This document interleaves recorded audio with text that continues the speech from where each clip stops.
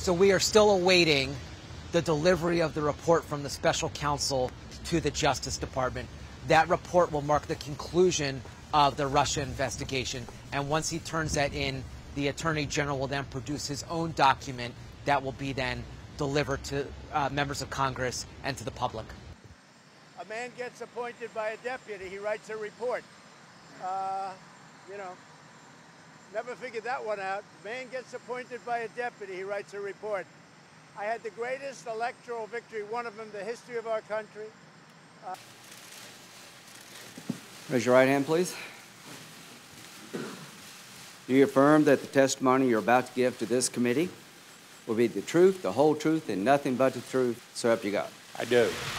Special Counsel Robert Mueller did report to work this morning in the office of the special counsel in Washington, as he always does. It's hard to glean the import necessarily of what that means, because that's something that he does. He arrives very early in the morning wearing his hat and a suit, and the Associated Press was able to photograph him entering.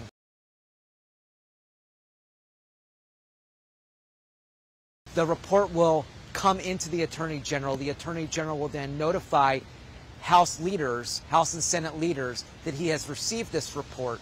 But we are not going to know for at least a little bit what the actual content and information and findings of the special counsel are, because that report that the special counsel delivers is done confidentially. So the Attorney General will then have to decide what he decides to make public and how much of that will then be released.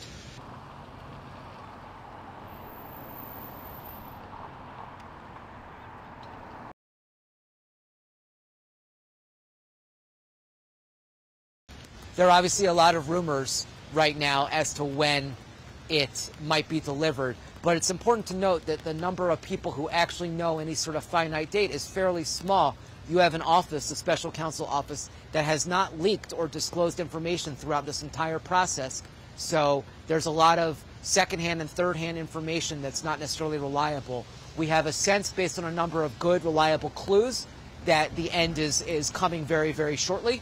For instance, there hasn't been grand jury activity in weeks.